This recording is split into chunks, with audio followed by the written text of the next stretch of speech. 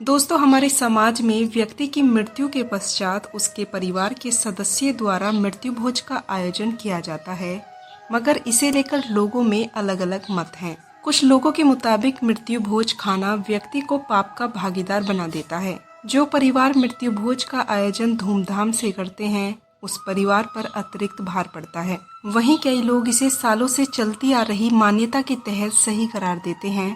दोस्तों, हम इस वीडियो में मृत्यु भोज के विषय में जानकारी देंगे कि क्या हमें मृत्यु भोज करना चाहिए या नहीं। तो चलिए जानते हैं इसके बारे में। राधे राधे दोस्तों, हमारे चैनल जस्ट फील इट पर आप सभी का हार्दिक स्वागत है। हम आपसे अनुरोध करते हैं कि इस वीडियो को अंत तक देखें और यदि आपको हमारा प्रयास पसंद आए तो वीडियो को लाइक करें और कमेंट में जय श्री राधे कृष्ण अवश्य लिखें। ये दोस्तों, इस सकारात्मकता से भरे सफर की शुरुआत करते हैं। कहते हैं कि 13वीं का भोजन कराने का पुण्य मृत आत्मा को मिलता है। इससे मृत आत्मा का परलोक सुधरता है। दोस्तों, गरुड़ पुराण के अनुसार मृत्यु भोज केवल गरीबों और ब्राह्मणों का होता है। जरूरतमंद लोग भी इसे खा सकते हैं, लेकिन अगर कोई संपन्न व्यक्ति इसे खाता है तो वह गरीब का हक छीनने जैसा ही अपराध माना जाता है। व्यक्ति अपने जीवन काल में चाहे पुण्य करे या फिर पाप कर्म, लेकिन उसकी मृत्यु तो निश्चित है। हालांकि कर्मों से मृत्यु को संवारा जा सकता है। दोस्तों, अच्छे कर्म करने वाले को मृत्यु के पश्चात स्वर्ग की प्राप्ति होती है और व्यक्ति सभी सुखों का भोग करता है। हिंदू धर्म में प्रियजनों की मृत्यु के बाद अंतिम संस्कार का विधान है और इसके बाद 13 दिनों तक मृतक के निर्मित पिंडदान किए जाते हैं। घर के सदस्यों के बीच ही रहती है। इसके बाद उसकी यात्रा दूसरे लोक के लिए शुरू हो जाती है। कहते हैं कि 13वीं में भोजन कराने का पुण्य अमृत आत्मा को मिलता है। वहीं 13वें दिन मृतक का 13वीं संस्कार किया जाता है। इसे लेकर ऐसी मान्यताएं हैं कि मृत्यु के बाद पूरे 13 दिनों तक मृतक की आत्मा घर पर ही रहती है।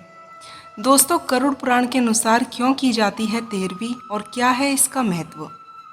गरुड़ पुराण के अनुसार मृत्यु के बाद मृतक की आत्मा 13 दिनों तक अपने घर में रहती है। वह अपने परिवार वालों को रोता हुआ देखकर रोती है। जो व्यक्ति चिता को अग्नि देता है उसे आत्मा परेशान करने का प्रयास करती है। यही कारण है कि चिता देने वाले व्यक्ति को 13 दिनों तक एक पल के लिए भी अकेला नहीं छोड़ा जाता। साथ ही उसके पास हमेशा धातु से बना हुआ सरौता या फिर कोई वस्तु रखी होती है। मान्यता है कि 13 दिनों तक मृतक के नाम का पिंडदान किया जाता है। वहीं 13वीं वाले दिन पूरे धर्म कर्म से पिंडदान किया जाता है। इस दिन पूरे 13 ब्राह्मणों को सात्विक भोजन कराया जाता है। ब्राह्मणों को भोज कराने से मृतक के सारे पाप धुल जाते हैं और वह स्वयं मृत्युलोक की तरफ चला जाता है। दोस्तों, माना जाता है कि मृतक की 13वीं न करने पर आत्मा को कई तरह के कष्ट होते हैं।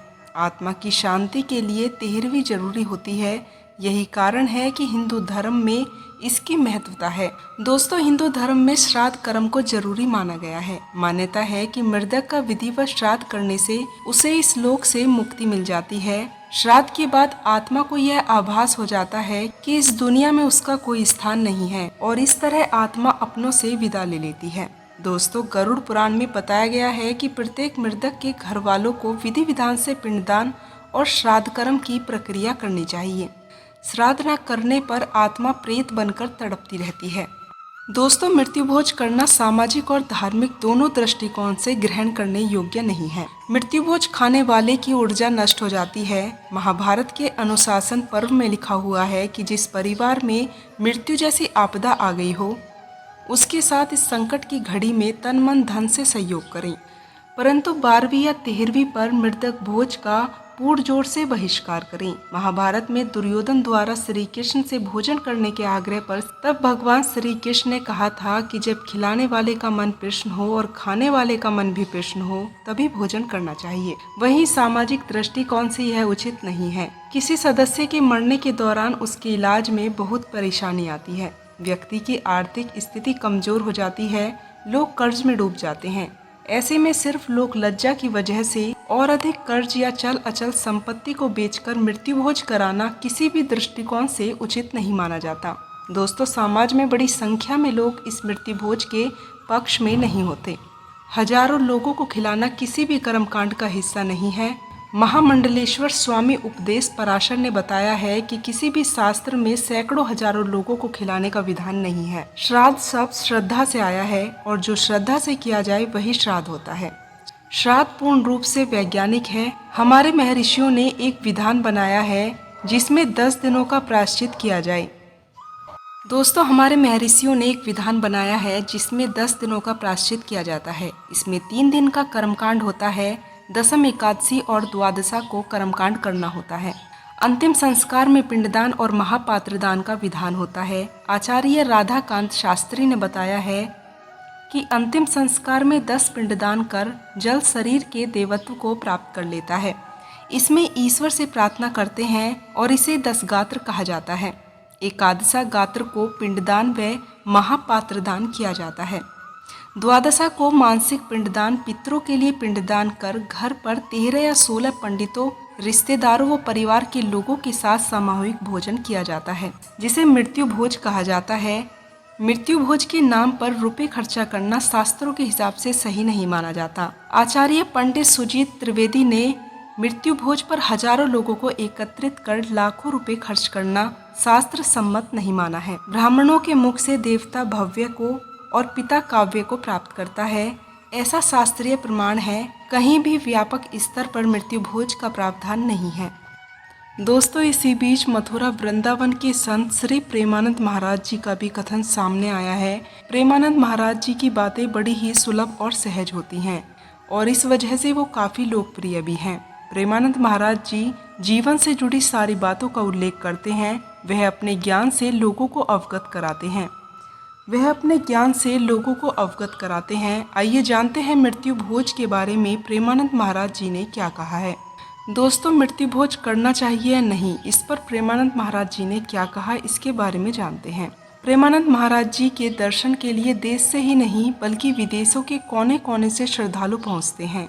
सोशल मीडिया पर भी उनकी लोकप्रियता तेजी से फैली हुई है। वह भक्तों के सारे प्रश्नों का उत्तर सत्य और सटीक देते हैं। महाराज जी के प्रश्न उत्तर काल के दौरान एक व्यक्ति ने मृत्यु भोज को लेकर महाराज जी से सवाल किया है। उसने कहा है कि मृत्यु भोज करना चाहिए या नहीं। इसके बाद प्रेमानंद महाराज जी बड़ी ही मधुरता पूर्वक इस सवाल का जवाब देते हैं कि शास्त्रों में मृत्यु भोज को निषेध माना गया है, लेकिन कुछ स्थिति में मृत्यु भोज को ग्रहण कर सकते हैं। प्रेमानंद महाराज जी कहते हैं कि इस माया रूपी संसार व्यवहार में अनेक लोगों की मृत्यु होती रहती है। ऐसी स्थिति में आप किसी भी प्रकार से बहाना करके मृत्यु भोज छोड़ सकते हैं। यहाँ पर ध्यान देने वाली बात मुख्य यह है कि किसी के घर सगे संबंध या आस पड़ोस में किसी की मृत्यु हो जाए तो वहाँ पर भोजन अवश्य ग्रहण कर सकते हैं। अगर इस स्थिति में 50 से 100 लोग शामिल हो रहे हैं तो आपको भी मृत्यु भोज में जाना ही पड़ेगा। ऐसे में आप मृत्यु भोज में शामिल हो सकते हैं। दोस्तों, अब जानते हैं कि मृत्यु भोज का भोज करने से हमारे जीवन पर इसका क्या प्रभाव पड़ता है। मृत्यु भोज का आयोजन करना या मृत्यु भोज खाना पाप है या पुण्य? यदि आप भी मृत्यु भोज या 13वीं का भोज करते हैं, जब कोई आपका इस संसार को छोड़कर चला जाता है तो मनुष्य मानने लगता है, परंतु कुछ ही दिनों में उसे मृतक आत्मा के नाम पर भव्य भोज का आयोजन होने लगता है। तो क्या कभी आपने सोचा है कि मृत आत्मा को इस भोज से शांति मिलती है या कहीं यह परंपरा अज्ञान और मोह का प्रतीक बन चुकी है? दोस्तों, कुरुक्षेत्र के मैदान में सैया पर लेटे हुए भीष्म पितामह, जिनका शरीर बाणों से क्षीण हुआ पड़ा था, पर उनकी वाणी अब भी धर्म का अमृत बरसा रही थी। युधिष्ठिर धर्म के प्रतीक पितामह के चरणों में बैठे हुए थे। हवा में एक विचित्र शांति और गंभीरता थी। सूर्य पश्चिम दिशा में झुक रहा था। तभी युधिष्ठिर ने विनम्रता पूर्वक प्रश्न किया, पितामह, जब कोई प्राणी इस संसार से चला जाता है तो लोग मृत्यु भोज करते हैं, भव्य पंडाल लगाते हैं, सैकड़ों पकवान बनाते हैं, लोगों को बुलाकर दावत दी जाती है। क्या यह धर्म सम्मत है? क्या इससे आत्मा को शांति मिलती है? भीष्म पितामह ने गहरी दृष्टि से युधिष्ठिर को देखा, जैसे सहस्त्र वर्षों का अनुभव उस क्षण में उतर आया हो। उनकी आवाज में शक्ति थी, करुणा थी और अटल सत्य भी था। भीष्म बोले, पुत्र युधिष्ठिर, मृत्यु भोज अज्ञान का प्रतीक है। मृतक का शरीर तो नश्वर है पर आत्मा अमर और अविनाशी है। जो लोग आत्मा के सिद्धांत को नहीं समझते वे शरीर के मोह में पड़कर प्रदर्शन और लोभ के कारण मृत्यु भोज करते हैं। यह भोज मृत आत्मा की मुक्ति का साधन नहीं बल्कि जीवितों के अहंकार और सामाजिक दिखावे का साधन बन जाता है। फिर भीष्म पितामह ने आगे समझाया कि कोई भी कर्म फलदायी तभी होता है जब उसमें निष्काम भाव और पवित्र उद्देश्य हो। यदि भोज श्रद्धा से हो, जैसे ब्राह्मणों को भोज कराना, गरीबों को अन्नदान करना, तो वह पुण्य कारक होता है। परंतु यदि भोज अहंकार, दिखावे, लोभ के लिए किया जाए तो वह पाप का कारण बन जाता है। भीष्म के शब्द ब्रज के समान गूंजे। मृत्यु भोज में स्वादिष्ट व्यंजनों की होड़ लगाना, दिखावे के लिए बड़े बड़े आयोजन करना, यह धर्म नहीं बल्कि यह धर्म का अपमान है। भीष्म ने गहरी आवाज में कहा, जब मृतक के नाम पर तामसिक भोजन कराया जाता है तब वह आत्मा मोह में और गहराई तक फंस जाती है। वह सोचना शुरू कर देती है कि मेरे लिए आयोजन हो रहा है, मेरे लिए प्रसाद बन रहा है। यह नया मोह उत्पन्न करता है। फलस्वरूप आत्मा को अगले जन्म में बंधन, पीड़ा और पिशाच तत्व का अनुभव करना पड़ता है। युधिष्ठिर भोजन आत्मा की भूख नहीं मिटाता, बल्कि इससे आत्मा की तृप्ति होती है। श्राद्ध, तर्पण और ज्ञान के द्वारा भीष्म पितामह ने एक और गंभीर रहस्य खोल दिया। उन्होंने कहा, ध्यान रखना, जहाँ मृत्यु भोज होता है वहाँ कई बार नकारात्मक ऊर्जा बढ़ती है। दिखावा, लोभ, ईर्ष्या, तामसिकता फैलाती है। इससे न केवल मृत आत्मा को कष्ट होता है, बल्कि जीवित परिजनों के जीवन में भी कलेश, रोग और दरिद्रता आने लगती है। मृत्यु भोज से संतोष नहीं, अपवित्रता फैलती है। यही कारण है कि शास्त्रों ने सात्विक तर्पण, पिंडदान और जप को महत्व दिया है। यदि किसी को मृत आत्मा के प्रति सच्ची श्रद्धांजलि देनी हो तो वह तीर्थों में स्नान करे, ब्राह्मणों को अन्न, वस्त्र, दक्षिणा दे, जरूरतमंदों के लिए अन्न और सेवा दे, गो सेवा करे और सच्चे हृदय से तर्पण करे। दोस्तों, आप जानते हैं कि गीता के अनुसार मृत्यु भोज क्यों नहीं करना चाहिए। इस विषय पर भगवान श्री कृष्ण ने क्या बताया है। अर्जुन के रथ पर सारथी बने श्री कृष्ण ने रणभूमि में अर्जुन को अमृत के समान गीता का उपदेश दिया। अर्जुन दुविधा में थे कि युद्ध करें या ना करें। इसी गहन संवाद के बीच श्री कृष्ण ने भोजन, दान और श्रद्धा से जुड़े एक अत्यंत ही रहस्यमय और महत्वपूर्ण सिद्धांत भी अर्जुन को सिखाया था। श्री कृष्ण कहते हैं कि भोजन 3 प्रकार का होता है, सात्विक, राजसिक और तामसिक। सात्विक भोजन वह भोजन होता है जो जीवन बढ़ाता है, बल देता है, स्वास्थ्य सुधारने, प्रसन्नता लाने और हृदय को शुद्ध करने के लिए। सात्विक भोजन ताजा, शुद्ध और हल्का और श्रद्धा से युक्त होता है। यह आत्मा को उद्रगामी बनाता है, ध्यान और भक्ति में सहायक होता है। दूसरा है राजसिक भोजन, जो तीखा, बहुत गर्म, अत्यधिक मसालेदार, रूखा, सूखा और स्वाद के लिए किया गया भोजन राजसिक भोजन कहलाता है। दोस्तों, राजसिक भोजन जो होता है वो इंद्रियों को तृप्त करता है, पर मन में बेचैनी, वासना और तृष्णा को बढ़ा देता है। तीसरा होता है तामसिक भोजन, अर्थात बासी या सड़ा हुआ भोजन। असामान्य तरीके से प्राप्त भोजन तामसिक भोजन कहलाता है। तामसिक भोजन जड़ता, आलस्य, प्रमाद और अधपतन की ओर ले जाता है। यह आत्मा को अंधकार में डाल देता है। दोस्तों, श्री कृष्ण ने अर्जुन से स्पष्ट कहा था कि पार्थ, जो भी यज्ञदान, तप अथवा भोजन श्रद्धा रहित होकर किया जाता है वह अर्थहीन कहलाता है, ना तो वह इस लोक में फलदायी होता है। श्री कृष्ण कहते हैं, केवल भोजन करना धर्म नहीं, बल्कि श्रद्धा और निष्काम भाव से भोजन कराना धर्म है। यदि भोजन अज्ञान, प्रदर्शन या लोभ के लिए किया जाए तो वह भोजन विष के समान होता है। दोस्तों, आप जानते हैं मृत्यु भोज से जुड़े हुए संदर्भ के बारे में। मृत्यु भोज प्राय दिखावे, सामाजिक परंपरा और खाने पीने के आयोजनों का रूप ले लेता है।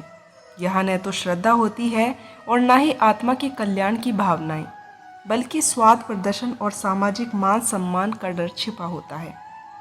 दोस्तों, श्री कृष्ण के अनुसार ऐसा भोजन अस्त है, ना तो वह मृत आत्मा के लिए हितकारी है और ना ही आयोजनकर्ताओं के लिए पुण्यकारी, बल्कि इससे दोनों पर दोष और बंधन उत्पन्न हो जाते हैं। जो यज्ञ से अर्पित भोजन का सेवन करते हैं वे समस्त पापों से मुक्त हो जाते हैं, परंतु जो केवल अपनी इंद्रिय तृप्तियों के लिए भोजन पकाते हैं वे पाप ही खाते हैं।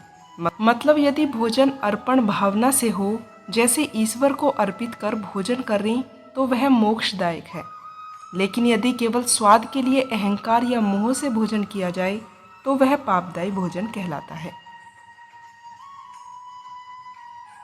दोस्तों, मृत्यु भोज में यदि श्रद्धा और तर्पण की शुद्ध भावना ना हो तो वह एक तामसिक कर्म बन जाता है। युद्ध भूमि में श्री कृष्ण ने अर्जुन को समझाया कि भोजन एक आध्यात्मिक क्रिया है। मृत्यु भोज का आयोजन यदि श्रद्धा, निष्काम भाव और पवित्रता से ना हो तो वह अधर्म बन जाता है। सच्चा भोज वही है जो यज्ञ भावना से, भक्ति भाव से किया जाए, ना कि सामाजिक दिखावे या तामसिक वृत्ति से। दोस्तों, आइए अब जानते हैं कि गरुड़ पुराण के अनुसार मृत्यु भोज का क्या महत्व है। गरुड़ पुराण वह दिव्य ग्रंथ है जो जीवन, मृत्यु और मृत्यु के बाद के रहस्यों को उजागर करता है। यह भगवान विष्णु ने स्वयं गरुड़ जी को सुनाया था। दोस्तों, गरुड़ जी ने जिज्ञासा से पूछा था कि प्रभु, जब जीव इस संसार को छोड़ता है तब उनकी गति कैसे होती है, वह किस प्रकार दुख या सुख भोगते हैं। तब भगवान विष्णु ने मृत्यु के बाद आत्मा की यात्रा, उसकी पीड़ा और मोक्ष के उपायों का विस्तृत रूप से वर्णन किया था। दोस्तों, गरुड़ में भगवान श्री कृष्ण ने बताया है कि जब मनुष्य प्राण त्यागता है तो उसका सूक्ष्म शरीर अलग हो जाता है, परंतु वह तुरंत मुक्ति नहीं पाता। वह 10 से 12 दिनों तक इस स्थूल शरीर में, इस जगत के इर्द गिर्द ही भटकता रहता है। दोस्तों, गरुड़ पुराण बताता है कि मृत्यु के बाद आत्मा को यमदूत घेर लेते हैं। वे उसे यमलोक की तरफ ले जाने के लिए बाध्य करते हैं, परंतु उस समय आत्मा भयभीत हो जाती है, क्योंकि वह अपने जीवन में किए गए पापों का भार लेकर चलती है। इन 13 दिनों में आत्मा को भीषण भूख, असहनीय प्यास, धूप, बारिश, वर्षा और तूफान जैसे तपों का सामना करना पड़ता है। दोस्तों, रास्ते में कांटे, अग्नि और कीचड़ भरी कठिनाइयां झेलनी पड़ती हैं। यदि परिजनों ने तर्पण, पिंडदान और श्राद्ध नहीं किया है तो आत्मा को और भी ज़्यादा पीड़ा होती है। अब यहाँ गरुड़ पुराण में एक महत्वपूर्ण रहस्य खोला जाता है। जब मृत्यु भोज आयोजित किया जाता है, परंतु उसके मूल उद्देश्य तर्पण, श्राद्ध और प्रार्थना को भुला दिया जाता है, तब उस भोज का लाभ आत्मा को नहीं मिलता।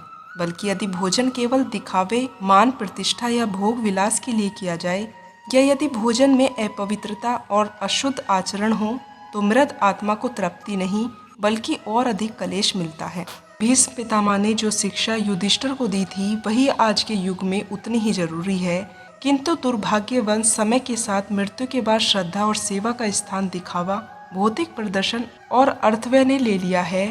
आज के समय की वास्तविकता यह है कि आज कई स्थानों पर देखा जाता है कि मृत्यु भोज के नाम पर भव्य पंडाल सजाए जाते हैं, हजारों लोगों को आमंत्रित किया जाता है, विलासतापूर्वक भोजन कराया जाता है और कहीं ना कहीं प्रतिष्ठा को दिखावे का साधन बना लिया गया है। पर क्या मृत आत्मा की शांति वास्तव में ऐसे भोजन से होती है? नहीं। गरुड़ पुराण, विष्णु धर्म सूत्र और महाभारत जैसे ग्रंथों के अनुसार आत्मा की तृप्ति श्रद्धा, दान, सेवा और प्रार्थना से होती है, न कि तामसिक भोजन और प्रदर्शन से। दोस्तों, हिंदू धर्म में किसी भी व्यक्ति की मृत्यु के 12 दिनों के पश्चात 13वें दिन मृत्यु भोज की प्रथा प्राचीन काल से चली आ रही है।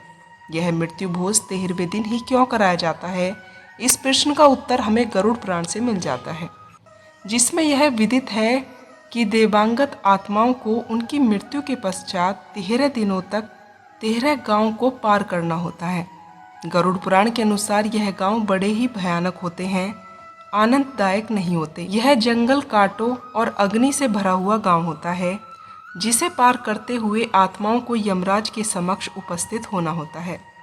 फिर उस आत्मा को अपने जीवन पर्याप्त जाने अनजाने में किए गए पाप कर्मों के अनुसार उसे बड़े ही दंड झेलने पड़ते हैं। अतः वह 13 दिनों के बाद आत्मा परिवार के सदस्यों को छोड़कर इन 13 दिनों में आत्मा के परिवार के सदस्यों में चूल्हा नहीं जलता तथा उनके लिए भोजन उनके गांव पड़ोसी से आता है, जो कि वर्तमान समय में घटकर अब 1 या 2 दिन रह गया है। उस आत्मा को अपने पाप कर्मों से मिलने वाले दंड को कम सहना पड़े, इसके लिए साधु, संत, महात्मा, तपस्वी, ऋषि, मुनियों को बुलाकर कुछ विशेष पूजा विधिवत की जाती है और भोजन पकाकर उस भोजन को भगवान को भोग लगाकर फिर उसका प्रसाद गांव पड़ोसी के लोगों और रिश्तेदारों में बांट दिया जाता है।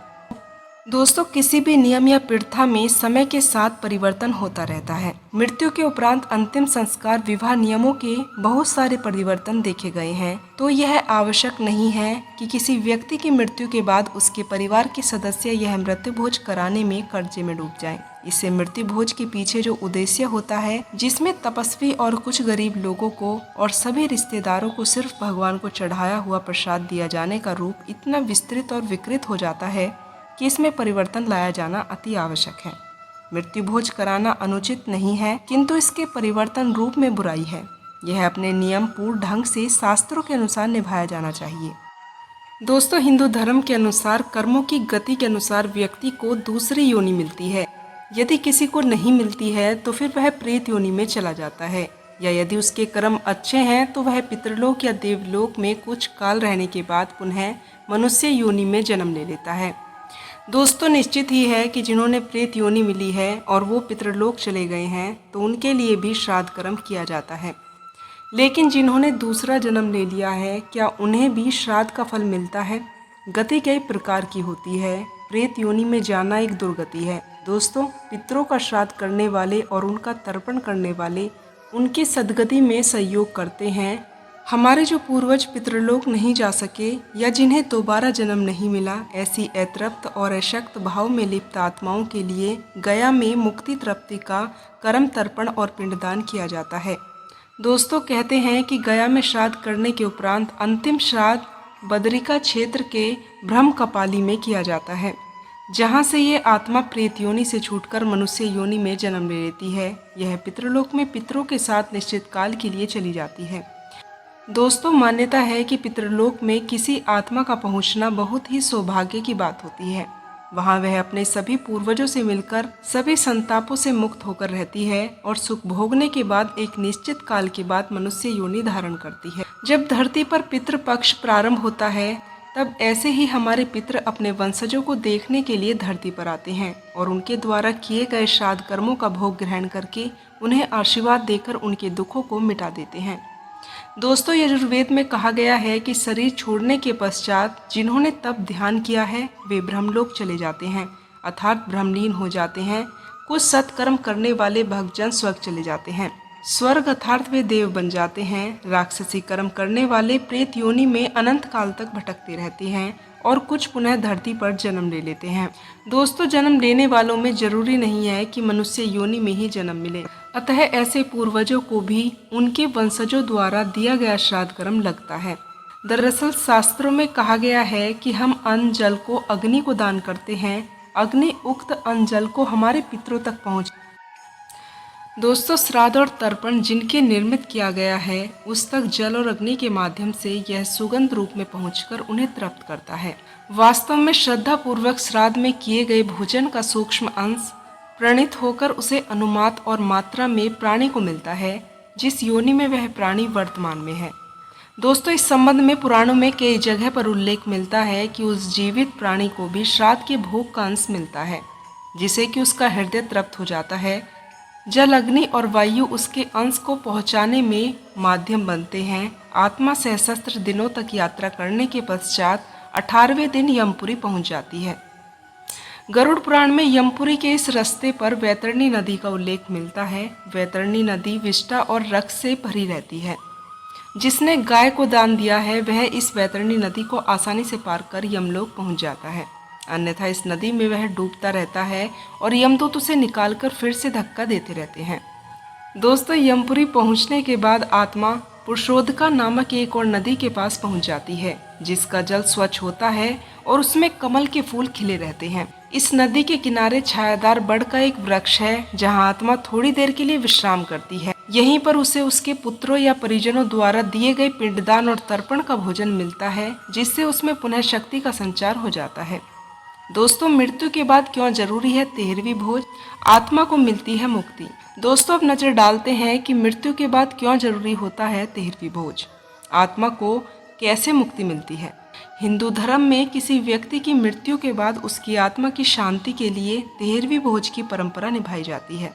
लेकिन क्या आपको पता है कि किसी की मौत के बाद 13वीं भोज क्यों जरूरी है? हिंदू धर्म में किसी व्यक्ति की मृत्यु के बाद उसकी आत्मा की शांति के लिए 13वीं भोज का बड़ा ही अधिक महत्व है। ये 13वीं भोज की परंपरा कई सदियों से चली आ रही है। दोस्तों, गरुड़ पुराण में जिक्र किया गया है कि मृत्यु के बाद 13वीं तथा आत्मा अपने घर के सदस्यों के बीच ही रहती है। इसके बाद उसकी यात्रा दूसरे लोक के लिए शुरू हो जाती है और उसके कर्मों का हिसाब किया जाता है। लेकिन क्या कभी आपने सोचा है कि आखिर 13वीं भोज क्यों किया जाता है और इससे उस मृत आत्मा को क्या ही लाभ प्राप्त होता होगा? दोस्तों, गरुड़ पुराण के मुताबिक जब किसी व्यक्ति की मृत्यु होती है तो यम के दूत उसकी आत्मा को यमलोक ले जाते हैं और वहाँ उसे वह सब दिखाया जाता है जो उसने अपने जीवन में किया है। इस दौरान करीब 24 घंटे तक आत्मा यमलोक में ही रहती है। इसके बाद यमदूत उसे उसके प्रियजनों के बीच छोड़ देते हैं। इसके बाद मृतक व्यक्ति की आत्मा अपने परिवार वालों के पास ही भटकती रहती है, क्योंकि उसमें इतना बल नहीं होता कि वह मृत्यु लोक से यमलोक की यात्रा तय कर सके। दोस्तों, पिंडदान का महत्व क्या होता है, इस पर भी एक नज़र डालते हैं। गरुड़ पुराण के अनुसार घर परिवार के लोग मृतक की आत्मा की शांति के लिए नियमित रूप से पिंडदान करते हैं। मृत्यु के बाद 10 दिनों तक पिंडदान किए जाते हैं, जिससे मृत आत्मा के विभिन्न अंगों का निर्माण हो जाता है।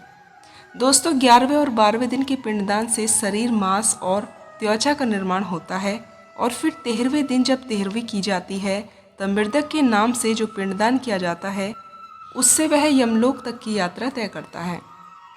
पिंडदान से आत्मा को बल मिलता है और वह अपने पैरों पर चलकर मृत्युलोक से यमलोक तक की यात्रा संपन्न करती है। दोस्तों, 13वीं भोज को क्यों माना गया है जरूरी? अगर आप 13वीं भोज करते हैं तो उसको जरूरी क्यों माना गया है, इस पर भी एक नज़र डालते हैं। दोस्तों, आत्मा को मृत्युलोक से यमलोक पहुंचने में करीब 1 साल का समय लग जाता है। माना जाता है कि परिजनों द्वारा 13 दिनों का जो पिंडदान किया जाता है वो 1 वर्ष तक मृत आत्मा को भोजन के रूप में प्राप्त होता है। 13वीं के दिन कम से कम 13 ब्राह्मणों को भोजन कराने से आत्मा को प्रेत योनि से मुक्ति मिल जाती है। साथ ही उसके प्रियजन शोक मुक्त हो जाते हैं। जबकि जिस मृत आत्मा के नाम से पिंडदान नहीं किया जाता उसे 13वीं के दिन यमदूत जबरन घसीटते हुए यमलोक ले जाते हैं। ऐसे में यात्रा के दौरान आत्मा को काफ़ी कष्ट उठाने पड़ते हैं। इसलिए मृत की आत्मा की शांति के लिए 13वीं भोज को बहुत ही जरूरी माना गया है। क्या आत्मा को मिलती है मुक्ति? दोस्तों, 13वीं भोज देने से क्या आत्मा को मुक्ति मिल जाती है? हिंदू धर्म में ऐसी मान्यताएं हैं कि 13वीं भोज में जो खाना लोगों को खिलाया जाता है उससे ही आत्मा को शक्ति मिलती है और यमलोक का सफ़र आसानी से आत्मा तय कर पाती है। इसलिए किसी व्यक्ति की मौत होने के 13 दिनों के बाद 13वीं का भोज आयोजन किया जाता है। इससे आत्मा को मुक्ति मिल जाती है, वरना आत्मा को मुक्ति पाने के लिए कई तरह से कष्टों का सामना करना पड़ता है। दोस्तों, क्या आपने कभी सोचा है कि मृत्यु के बाद आत्मा जाती कहाँ है? क्या होता है उस आत्मा का जिसका पिंडदान नहीं किया गया?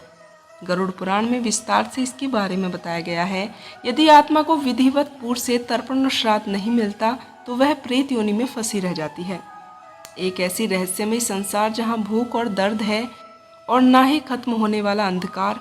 आज हम जानेंगे रामदास की उस छोटी सी कहानी से जो मृत्यु के बाद भी चैन से नहीं जी सकी थी, क्योंकि उसके परिवार ने समय रहते उसका तर्पण नहीं किया। तो ध्यान से सुनिए और समझिए क्यों प्रेत योनि इतनी भयानक होती है और कैसे आत्मा को मुक्ति मिलती है। दोस्तों, क्या आपने कभी सोचा है कि अकाल मृत्यु के बाद आत्मा का क्या होता है? क्या आत्मा भटकती है? क्या उसे मोक्ष प्राप्त होता है या फिर उसे कोई दंड भोगना पड़ता है? दोस्तों, मनुष्य की आयु पहले से ही निर्धारित होती है, फिर भी बहुत से लोग अल्पायु में ही कष्टदायक मृत्यु को प्राप्त हो जाते हैं। लेकिन सभी असमय मृत्युओं के कारण एक जैसे नहीं होते। क्या हर असमय मृत्यु को अकाल मृत्यु कहा जा सकता है? दोस्तों, कुछ विशेष कारणों से हुई मृत्यु को ही अकाल मृत्यु कहा जाता है। आखिर है क्या और यह क्यों होती है, और अकाल मृत्यु को प्राप्त आत्माओं के साथ फिर क्या होता है? दोस्तों, एक छोटे से गांव में रामदास नाम का एक युवक रहता था। वह अत्यंत ही मेहनती और धार्मिक प्रवृत्ति का इंसान था। रामदास अपने माता पिता के साथ रहता था। वह गांव अपनी हरियाली, बहती हुई नदी और मंदिर की घाटियों की मधुर गूंज के लिए प्रसिद्ध था। गांव के लोग प्रातःकाल उठकर तुलसी को जल अर्पित करके नदी में स्नान करते और फिर अपने दिन की शुरुआत करते। रामदास एक नर्म, मेहनती और धार्मिक प्रवृत्ति का युवक था। उसके माता पिता धर्मनाथ वेद पुराणों के ज्ञानी थे और प्रतिदिन गांव के चौपाल पर धर्म ग्रंथों का पाठ किया करते थे। रामदास भी उनके साथ बैठकर गरुड़ पुराण, श्रीमद् भागवत पुराण और रामायण की कथाएं सुना करता था। दिन में खेतों में काम करता, माँ बाप की सेवा करता और गांव के जरूरतमंदों की मदद भी करता। उनकी माता सुगंधा देवी अक्सर भगवान से प्रार्थना करती थी कि उनका बेटा दीर्घायु हो और सुखी जीवन जिए। गांव के लोग भी रामदास को बहुत मानते थे, क्योंकि उसने हमेशा दूसरों की भलाई की थी। परंतु दोस्तों, नियति को कुछ और ही मंजूर था। एक दिन गांव में अचानक एक अनहोनी हो जाती है। सावन मास चल रहा था और पूरा गांव शिव मंदिर की तैयारियों में जुटा हुआ था। रामदास भी अपने दोस्तों के साथ मंदिर जा रहा था। जैसे ही वह गांव की नदी के पास पहुंचता है तो आसमान में अचानक घनघोर बादल छा जाते हैं। तेज बारिश शुरू हो जाती है, बिजली कड़कने लगती है और हवाएं जोर जोर से चलने लगती हैं। दोस्तों, गांव के बुजुर्गों ने कहा कि आज का दिन अशुभ लग रहा है, कोई अनहोनी न हो जाए। रामदास और उनके मित्र नदी के किनारे एक पुराने पेड़ के नीचे रुक जाते हैं। तभी एक भयानक बिजली गिरती है और उस पेड़ को चीरती हुई सीधा रामदास पर जा गिरती है। एक भयानक चीख सुनाई दी। तभी बारिश थम जाती है और लोगों ने देखा कि रामदास जमीन पर पड़ा हुआ है। उसके शरीर से प्राण निकल चुके हैं। गांव में मातम सा छा गया। सबका प्रिय रामदास, जो कुछ क्षण पहले हंसता खेलता दिख रहा था, अब इस संसार को सदा के लिए छोड़कर चला गया था। दोस्तों, रामदास की मृत्यु के साथ ही एक अदृश्य दुनिया का द्वार खुल चुका था। जैसे ही उसकी आत्मा उसके शरीर से निकलकर बाहर आ जाती है, ऐसा प्रतीत हुआ मानो वह हवा में तैर रहा हो। उसने सामने देखा, उसका अपना ही शरीर बिना प्राण के पड़ा है। माता पिता और गांव वाले विलाप कर रहे हैं, लेकिन वह चाहकर भी उनसे बात नहीं कर पा रहा था। उसने अपनी माता सुगंधा देवी को देखा, जो उसके निर्जीव शरीर से लिपटकर रो रही थी। बेटा, तू हमें छोड़कर क्यों चला गया? भगवान मेरे लाल को वापस लौटा दो। रामदास ने आगे बढ़ने की कोशिश की, पर तभी अचानक से एक झंझावत उठा। हवा में बिजली सी कड़कने लगी और आकाश में अजीब सी गर्जना होने लगी। अचानक से दो विकराल आकृतियां प्रकट हुए। यमदूतों का भयानक रूप जब रामदास के समक्ष खड़ा था तो यमदूतों को देखते ही रामदास रो पड़ा। अचानक दो विकराल आकृतियां प्रकट हुई। यमदूतों का भयानक रूप अब रामदास के समक्ष खड़ा हुआ था। दोस्तों, यमदूत वो दूत होते हैं जो आत्माओं को यमलोक ले जाने के लिए आते हैं। उनका स्वरूप अत्यंत ही भयानक था। लंबे लंबे बिखरे बाल जो मानो अग्नि की लपटों जैसे प्रतीत हो रहे थे। उनकी लाल लाल ज्योति जैसी आंखें आत्मा के भीतर तक झांकने की क्षमता रखती थी। उनका शरीर काले बादलों जैसा विशाल था और हाथों में लोहे की भारी जंजीरें लिए हुए थे। उनके गले में अस्थियों की मालाएं थीं, जो पिछले जन्मों की भटकी हुई आत्माओं की प्रतीत होती थी। उनकी आवाज़ ऐसे गरज रही थी जैसे हजारों शंखों एक साथ ही बज रहे हों। गरुड़ पुराण कहता है कि जब कोई मनुष्य मृत्यु को प्राप्त होता है तो यमदूत उसकी आत्मा को लेने आते हैं। यदि व्यक्ति पुण्य आत्मा हो तो स्वर्ग के यमदूत उसे लेने आते हैं, लेकिन यदि मृत्यु अकाल हो या व्यक्ति ने पाप कर्म किए हों तो उसे यमदूत ही लेने आते हैं। दोस्तों, रामदास भय से काँप रहा था। उसने सोचा शायद यह कोई भ्रम है, लेकिन तभी यमदूतों में से एक ने कराहते स्वर में कहा, हे आत्मा, अब तेरा समय समाप्त हो चुका है, तुझे यमलोक की यात्रा करनी होगी। यह सुनकर रामदास घबरा जाता है। वह हाथ जोड़कर कहने लगता है, यमदूतों, मैंने कोई पाप नहीं किया है। मैं अपने माता पिता का भक्त था, गरीबों की सेवा करता था, फिर तुम मुझे क्यों लेने के लिए आए हो? तभी उनमें से एक यमदूत, जिसका नाम कालकेतु था, गंभीर स्वर में बोलता है, तूने अपने जीवन में पुण्य कर्म किए हैं, परंतु तेरी अकाल मृत्यु हुई है। जो आत्माएं अकाल मृत्यु को प्राप्त होती हैं, उनका शरीर तो नष्ट हो जाता है, पर आत्मा का मोह इस संसार से छूट नहीं सकता। इसलिए तुझे अपने कर्मों के अनुसार फल भोगना ही होगा। रामदास ने चारों तरफ देखा। उसके चारों ओर कोई अन्य आत्माएं भी थी। कुछ हवा में भटक रही थी तो कुछ चीख रही थी और कुछ अदृश्य बेड़ियों में जकड़ी हुई थी। यमदूतों ने आगे कहा, जो लोग अकाल मृत्यु का शिकार होते हैं वे अक्सर भटकी हुई आत्माएं बन जाते हैं। यदि उनके परिवार ने विधि पूर्वक तर्पण और श्राद्ध नहीं किया तो वो प्रेत योनि में फंस सकते हैं। दोस्तों, अचानक रामदास को लगा जैसा उसका शरीर बहुत भारी हो चुका है। उसे प्रतीत होने लगा जैसे कोई अदृश्य शक्ति उसे घसीट रही। उसके चारों तरफ अंधकार होने लगा और वह चिल्लाकर अपने परिवार वालों को पुकारने लगा, लेकिन उसकी आवाज़ अब इस भौतिक संसार से कट चुकी थी। दोस्तों, गरुड़ पुराण में लिखा है कि जब यमदूत आत्मा को अपने साथ ले जाते हैं तो वह अपने मृत्यु स्थान को छोड़ने में असमर्थ होती है। आत्मा को यह एहसास होने लगता है कि वह अब नई यात्रा और अनजान लोक की तरफ निकलने लगी है। जैसे ही यमदूत उसे पकड़कर ऊपर की तरफ ले जाने लगते हैं, तब रामदास ने अपने गांव, अपने माता पिता और अपने जीवन के हर सुगर क्षण को अपनी आंखों के सामने दौड़ते हुए देखा। वह रो पड़ता है कि क्या कोई रास्ता नहीं है जिससे मैं वापस जा सकूं। क्या मेरी आत्मा को शांति नहीं मिलेगी?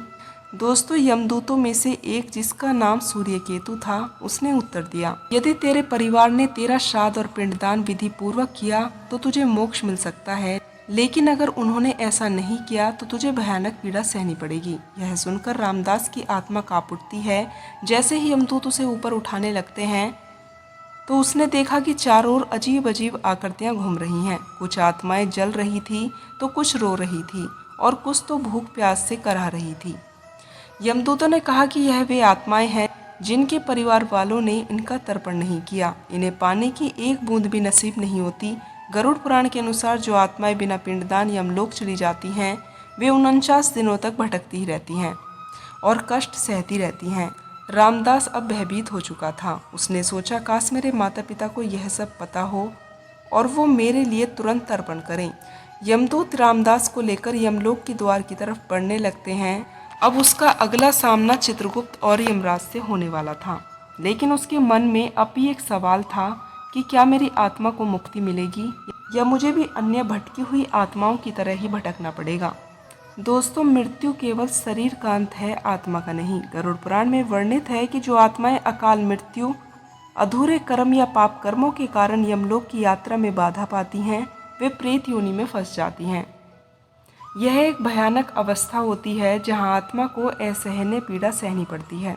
रामदास की आत्मा, जिसे यमदूत अपने साथ ले जा रहे थे, अब इस पीड़ा का अनुभव उसे होने लगा था। मृत्यु के बाद आत्मा को, लेकिन जैसे जैसे उसकी चेतना लौटने लगती है, उसे एहसास होने लगता है कि वह भौतिक संसार का हिस्सा नहीं रही। यमदूत रामदास को यमलोक की तरफ ले जाकर बढ़ने लगते हैं, लेकिन तभी एक अदृश्य शक्ति ने उन्हें रोक लिया। यमदूतों में से कालकेतु गुस्से से चिल्लाया, यह आत्मा भटकने क्यों लगी? इसका मार्ग अवरुद्ध क्यों हुआ? तभी आकाश में एक गंभीर आवाज सुनाई दी, यह आत्मा प्रेत योनि में प्रवेश कर रही है। रामदास ने अपने चारों ओर देखा। वह अब किसी अजीब जगह पर खड़ा हुआ था। उसके सामने घनी धुंध थी। चारों ओर आत्माएं भटक रही थी, कुछ कराह रही थी, कुछ रो रही थी और कुछ अदृश्य बेड़ियों में जकड़ी हुई थी। दोस्तों, गरुड़ पुराण कहता है कि आत्मा के प्रेत योनि में फंसने के कई कारण होते हैं। अकाल मृत्यु, जैसे कि बिजली गिरना, दुर्घटना, अधूरे कर्म यानी तर्पण पिंडदान न होना, अत्यधिक मोह माया यानी संसारी इच्छाओं का त्याग न कर पाना, और पाप कर्म जैसे कि अन्याय, अत्याचार, छल और कपट। दोस्तों, जैसे ही रामदास आगे बढ़ने लगता है, उसके चारों ओर केवल अंधकार था। वहीं कई प्रेत रूपी आत्माएं इधर उधर भटक रही थी। उसकी आंखों में एक अजीब सी पीड़ा थी। वे चीख चीख कर कुछ कहना चाह रही थी, लेकिन कोई उनकी बात नहीं सुन सकता था। दोस्तों, रामदास ने डरते हुए पूछा कि तुम सब कौन हो? तभी एक आत्मा रोते हुए बोलती है कि हम वे हैं जिनका कभी तर्पण नहीं हुआ। हमारे परिवार ने अंतिम संस्कार तो कर दिया, लेकिन विधि पूर्वक तर्पण और पिंडदान नहीं किया। अब हम पानी की एक बूंद के लिए भी तरसते हैं। रामदास ने देखा कि कुछ आत्माएं भूख प्यास से तड़प रही थी। वे पास से बहती हुई नदी की तरफ दौड़ रही थी, लेकिन जैसे ही पानी तक पहुंचती, वह अदृश्य हो जाता। गरुड़ पुराण में बताया गया है कि जो आत्माएं प्रेत योनि में जाती हैं, वे भूख प्यास से व्याकुल होती हैं, लेकिन कुछ भी खा पी नहीं सकती। तभी यमदूतों ने रामदास से कहा, यदि तेरे परिवार ने सही समय पर श्राद्ध और तर्पण किया तो तुझे यह भयानक दशा से मुक्ति मिल सकती है, लेकिन यदि ऐसा नहीं हुआ तो तुझे भी इन्हीं प्रेत आत्माओं की तरह युगों युगों तक भटकना पड़ेगा। दोस्तों, अब रामदास को अपनी माँ की याद आ गई। वह रोने लगा, माँ मेरी आत्मा की शांति के लिए कुछ करो, मेरा तर्पण करवा दो। लेकिन अब वह केवल एक प्रेत था, उसकी आवाज़ कोई नहीं सुन सकता था। उसने अपनी ही आत्मा को छूने की कोशिश की, पर यह असंभव था। अब उसे भूख प्यास और अधूरे जीवन की पीड़ा का गहन एहसास होने लगा। तभी एक और आत्मा उसकी तरफ बढ़ी। वह अत्यंत भयानक और विकराल दिख रही थी। उसकी आंखें जलती अंगारों की तरह थी और उसके शरीर से आग की लपटें निकल रही थी। भाग जा यहाँ से, उस आत्मा ने गरजते हुए कहा। यह स्थान हमारे जैसी आत्माओं के लिए है जो अपने पापों का फल भोग रही हैं। रामदास काँप उठा। उसने डरते हुए पूछा, तुम कौन हो? उस आत्मा ने उत्तर दिया, मैं राजीव हूँ। मैंने अपने जीवन में कई अन्याय किए, गरीबों का धन लूटा, निर्दोषों को सताया, और अब मेरी आत्मा इस सजा को भुगत रही है। मैं प्रेत योनि में हजारों वर्षों से भटक रहा हूँ।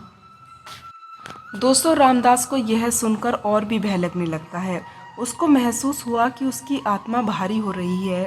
उसके चारों तरफ अंधकार होने लगा है। तभी उसे एक झलक दिखाई दी और वह रो रही थी। उसके पिता मंदिर में दीपक जलाकर भगवान विष्णु से प्रार्थना कर रहे थे, लेकिन उन्होंने अभी तक उसका पिंडदान नहीं किया था। रामदास चीख चीख कर बोलना चाहता था कि पिताजी, मेरा पिंडदान कर दीजिए, मुझे इस प्रेत योनि से मुक्त कर दीजिए, लेकिन उसकी आवाज़ उनके कानों तक नहीं पहुंच रही थी। दोस्तों, गरुड़ पुराण में बताया गया है कि आत्मा को प्रेत योनि से मुक्त करने के लिए कुछ विशेष उपाय किए जाते हैं। एक, गाय के गोबर से पिंडदान ताकि आत्मा को शांति प्राप्त हो। दूसरा, गंगाजल और तिल से तर्पण जिससे आत्मा की तृषा शांत हो। और तीसरा, श्राद्ध कर्म की पूर्ण विधि जिससे आत्मा को स्वर्गीय मार्ग प्राप्त हो। और चौथा, भगवान विष्णु के मंत्रों का जप ताकि आत्मा को सद्गति मिले। दोस्तों, रामदास की आत्मा अब पूरी तरह से प्रेत योनि में प्रवेश कर चुकी थी। उसे महसूस हुआ कि यदि जल्दी उसका तर्पण नहीं किया गया तो उसे युगों युगों तक इस अवस्था में भटकना पड़ेगा। उसने आकाश की तरफ देखते हुए प्रार्थना की, हे नारायण, मेरे परिवार को कोई संकेत दो ताकि वो मेरे तर्पण कर सके। तभी उसकी माँ को एक भयानक सपना आया। उन्होंने देखा कि रामदास गंगा के किनारे खड़ा है, हाथ जोड़कर रो रहा है। सुबह उठते ही उन्होंने अपने पति से कहा, हमारे बेटे की आत्मा तड़प रही है, हमें तुरंत उनका श्राद्ध और तर्पण करना होगा।